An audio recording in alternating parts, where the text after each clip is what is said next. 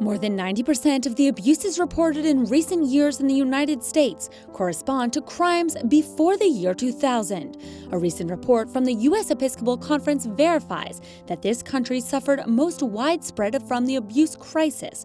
Now it has succeeded with prevention measures. The same report points out that in the last year, more than 4 million children and young people received training courses on abuse in Catholic institutions in the U.S.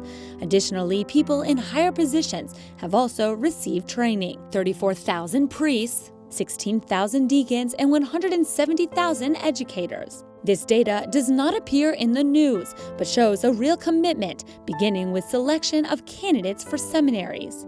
Anthony Zacco is the psychologist who's been evaluating candidates in Pittsburgh for 6 years.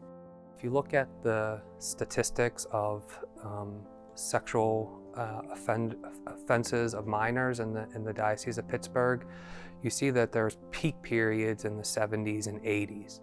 And then there were systemic changes that happened, in the 1990s with review boards.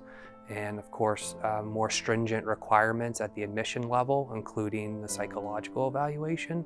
So changes have been happening for a while, and then you see that reflected in the data in terms of there's fewer allegations now than ever before. Each year, its diocese rejects 30% of candidates in an effort to prioritize quality over quantity.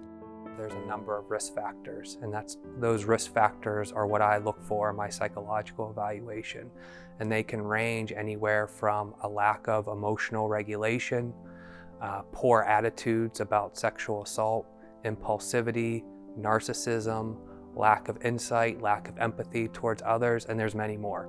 Through professional tests, interviews, and analysis, Dr. Zacco makes personalized reports, which he sends to the rector of the seminary. Certainly some psychological red flags are identified, but it also helps inform the man and the seminary where they need to grow, perhaps, in formation. So it can be preventative in terms of keeping the bad guys out of the seminary, but also helping the good guys grow more and learn more about themselves. The efforts and work to prevent abuse have been especially intense in the United States for 30 years. Anna B. Torrance, head of education at the Diocese of Pittsburgh, remembers how years ago she was surprised by the emphasis on prevention. When they were babies 20 years ago, I wanted to teach religious education at my parish. And before I was able to do so, I was required to do background checks, criminal background checks, and state police background checks, and child abuse clearances. But also I was required to take a 3-hour course called Protecting God's Children. And I think at the time, I was a practicing attorney. A mother of 3 little children. And I wondered why I needed to spend a half a day to attend this course just so I could teach religious education. The truth is, doing this course changed her way of thinking. That's why she insists on the need to begin forming children from the nursery with a program called the Catholic Vision of Love, which adapts to different ages. The main idea is that God made you, and your body is a temple to be protected and to be cherished. And so that I think it's to make sure that children understand that there are people who may not also appreciate or may, that there are, bad people who may not respect what God has produced in this beautiful child. This training, which similarly applies in Catholic centers in other parts of the world, has a very clear objective. Students have to know what to do in that type of circumstance, not only if it happens to them alone, but also if they see it in a nearby circumstance. Also name things. How can I know if I am a toddler if someone does something to me? How can I identify that as an abuse? So we also need to empower the minors.